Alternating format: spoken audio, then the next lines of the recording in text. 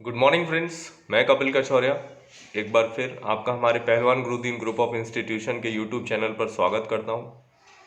और वीडियो को लास्ट तक ज़रूर देखिएगा अगर आपको मेरा ये वीडियो पसंद आए तो, और इसको लाइक, शेयर और सब्सक्राइब करना ना भूलें ताकि आपको नेक्स्ट वीडियोस के नोटिफिकेशन मिलते रहें। सो गाइज, हम लोग का जो सेशन चल रहा था वो प्रोनाउन की थ्योरी पार्ट का चल रहा था, और मैं आपको कुछ नए टर्म सिखाऊंगा आज।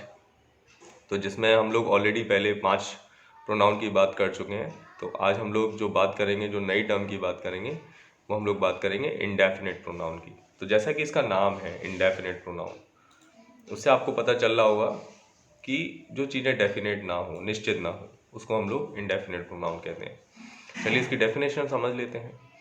ये प्रोनाउन किसी निश्चित वस्तु या व्यक्ति को प्रकट नहीं करते।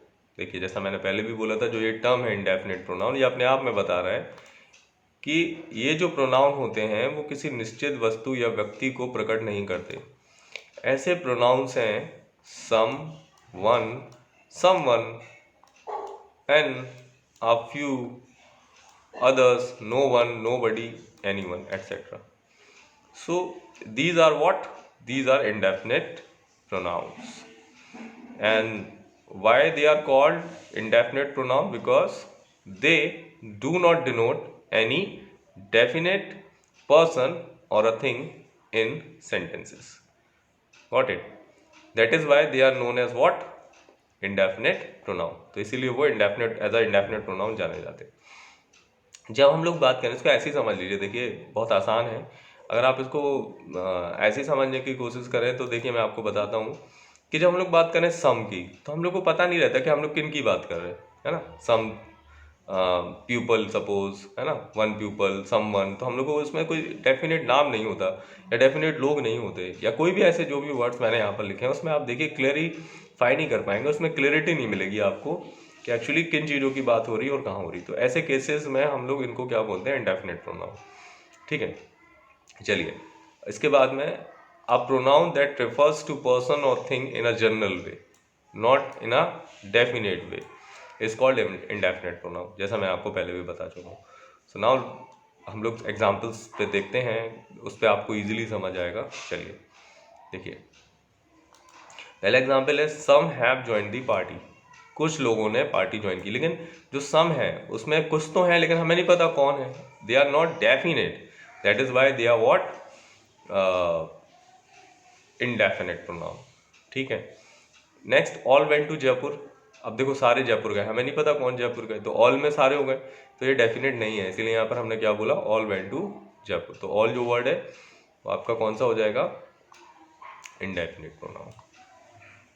ठीक है, next a stick diet is appropriate for only a few। तो अब यहाँ पर जो हम लोगों ने लिखा है, यहाँ पर a stick diet is appropriate for only a few। तो यहाँ पर a stick diet जो है ना, तो अब हम लोग जो आ वर्ड यूज़ किया यहाँ पर सपोज, ठीक है, तो आ स्टिक डाइट जो है वो अप्रोप्रिएट है कुछ लोगों के लिए। तो यहाँ पर अगर हम लोग देखें इस वर्ड को आ फ्यू, तो जो आ फ्यू वर्ड है वहाँ पर आप समझ पा रहे कि किन के लिए, किन के लिए नहीं। तो इट इज़ नॉट फिक्स्ड। ठीक है, इसके बाद में टू गुड टू अदर्स, दूसरों के साथ हमेशा अच्छा करो। जो अदर्स वर्ड है उसमें भी आप क्लियर नहीं कर पा रहे कि कौन है वो अदर्स। समवन के में भी क्लियर नहीं कर पाएंगे, वन में भी क्लियर नहीं कर पाएंगे, अगेन वन में भी क्लियर नहीं कर पाएंगे। सम पैसेंजर वर इंजर्ड। तो जहाँ पर डेफिनेट ना हो कोई भी व्यक्ति या वस्तु, इंडेफिनेट तरीके से दिखाया जा रहा हो किसी सेंटेंसेस में, तो हम लोग उसको क्या बोलते हैं? Indefinite pronoun. चलिए, एक और इम्पॉर्टेंट बात है यहाँ पर जो आप समझिएगा, नोट में दी गई है। वन का प्रयोग नॉमिनेटिव, रिफ्लेक्सिव या पजेसिव तीनों केसेस में अपने रूप में वन सेल्फ या वंस में ही प्रयुक्त होता है।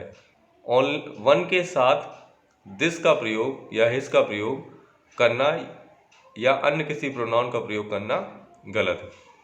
अब देखिए, इसको मैं आपको इजी तरीके से समझा देता हूँ। देखिए, मैंने आपको बोला था कि जब हम लोग ही की बात करें, ही की, तो जब हम लोग ही का पजेसिव केस यूज़ करते तो हिज यूज़ करते। क्या यूज़ करते? हिज। जब हम लोग शी का पजेसिव केस यूज़ करते तो हम लोग क्या यूज़ करते वहाँ पर, हर यूज़ करते। ऐसे ही दे का देयर, वी का आवर, यू का योर। लेकिन जब हम लोग कोई भी सेंटेंस वन से स्टार्ट हो और वहाँ पर हम लोग हिज लगा दें तो वो गलत हो जाएगा। तो वो क्या हो जाएगा, गलत हो जाएगा।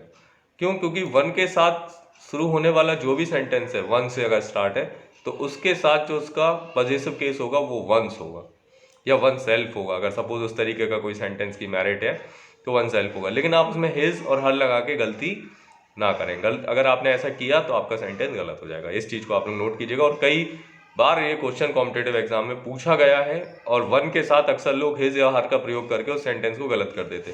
फिल इन द ब्लैंक्स में आता है तो उसमें भी आपको 4 ऑप्शन मिलेंगे, हिज, हर, सपोज, इट, और लास्ट में आपको वंस दे देंगे। तो आप लोग क्या करोगे, ज़्यादातर हिज लगा दोगे या हर लगा दोगे तो वहाँ पर आपका सेंटेंस क्या हो जाएगा, गलत हो जाएगा। ठीक है, तो ये आपका इंडेफिनिट प्रोनाउन यही है। इसके बाद हम लोग जो नेक्स्ट टर्म है उसके बारे में डिस्कस करेंगे। इसकी जो नेक्स्ट टर्म है वो है आपकी इंटेरोगेटिव प्रोनाउन। तो इंटेरोगेटिव प्रोनाउन जैसा कि आपको वर्ड से समझ में आ रहा है, जैसे आपका जो वर्ड है उससे आपको समझ में आ रहा है कि इंटेरोगेटिव मतलब क्या होता है, प्रश्नवाचक। तो what are these interrogative pronoun, ये आप बहुत ईजी आपके लिए समझना, क्योंकि आप लोग अपने 5th स्टैंडर्ड से लेकर 10th स्टैंडर्ड तक, इनफैक्ट 11th-12th में भी ये चीज़ें पढ़ते हो। तो देखिए यहाँ पर इंटेरोगेटिव जो प्रोनाउन है उसमें आप देखिए who, whom, whose, which, what interrogative pronouns हैं। इनका प्रयोग प्रश्न पूछने हेतु किया जाता है। Interrogative pronouns are used for making queries और asking questions. So it is very simple for you to understand. Why so? Because these words you know very well कि हम लोग WH फैमिली बोलते हैं, जिसमें हम लोग कोई भी चीज़ क्वेश्चन पूछने के लिए, इंक्वायरी करने के लिए मतलब यूज़ करते हैं इन सारे वर्ड्स का। तो ये सारी चीज़ें आप लोग इंटेरोगेटिव प्रोनाउन में सीखते हैं। ठीक है, चलिए इसके बाद अगर हम लोग देखें यहाँ पे, look at the following sentences, what is that. तो हम लोग यहाँ पर क्वेरी कर रहे हैं कि ये क्या है। तो देखिए यहाँ पर व्हाट इज़ दैट, तो यहाँ पर जो व्हाट वर्ड है क्या है आपका interrogative pronoun. Who is he, which is your man, whose bag is this, whom do you want to talk, and what is your name। तो all these words are what, ये सारे आपके interrogative pronoun है, because interrogative pronoun are use for making queries और asking questions. So जितने भी ये underline जो वर्ड है, व्हाट है, हु है, विच है, हुज है, whom है और व्हाट है, ये सारे जो वर्ड्स हैं वो सब क्या हैं, इंटेरोगेटिव प्रोनाउन। ठीक है, उपरोक्त वाक्यों में प्रयोग किए गए सभी अंडरलाइन वर्ड्स इंटेरोगेटिव प्रोनाउन है। व्हाट का प्रयोग सामान्यतः वस्तुओं या कार्यों के लिए होता है। जैसे what is your father, what is your name, what is this. So हम लोग जो व्हाट का प्रयोग करते हैं वो हमेशा किस चीज़ के लिए यूज़ करते हैं, सामान्यतः वस्तुओं या कार्यों के लिए प्रयोग करते हैं। ठीक है, तो चलिए इसके बाद और चीज़ देखिए आप यहाँ पर, हु, हुज, हुम का प्रयोग व्यक्तियों के लिए किया जाता है। हु का प्रयोग नॉमिनेटिव केस में, हुज का प्रयोग पजेसिव केस में किया जाता है। ये इंपॉर्टेंट है। ठीक है, हु का जो प्रयोग होता है वो नॉमिनेटिव केस में होता है, और जो हुम का प्रयोग होता है, जो हुज का प्रयोग होता है वो पजेसिव केस में होता है, और हुम का प्रयोग ऑब्जेक्टिव केस में होता है। ये बात बहुत इंपॉर्टेंट है। Who is he, whom do you see today, and whose bag is this। तो whose bag मतलब किसका बैग, जिसमें हम लोग हक जता रहे यहाँ पर। तो यहाँ पर क्या हो गया आपका, ये पजेसिव केस में यूज हो गया। अच्छा, whom did you see, अब यहाँ पर ऑब्जेक्ट, तुमने किसको देखा, तो यहाँ पर ये ऑब्जेक्टिव केस में हो गया। और who is he यहाँ पर नॉमिनेटिव केस में हो गया। तो ये तीनों डिफरेंसेस को आप लोग समझ लीजिएगा, ये बहुत आपका इंपॉर्टेंट पार्ट है, और कई बार बच्चे इसमें कंफ्यूज भी होते हैं। ठीक है, चलिए बाकी जो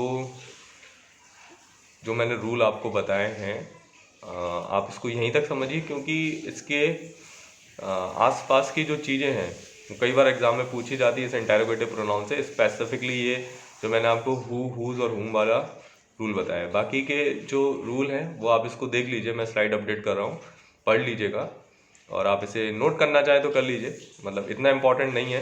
बाकी जो मैंने आपको बताया है इम्पोर्टेंट चीज़ें वो आप इसे समझ लीजिए अच्छे से। और अगर आपको मेरा ये वीडियो पसंद आया हो तो आप इसे लाइक शेयर और ज़्यादा से ज़्यादा सब्सक्राइब करें ताकि नेक्स्ट वीडियोस की नोटिफिकेशन आप तक आ जाए। Thank you so much students, have a nice day.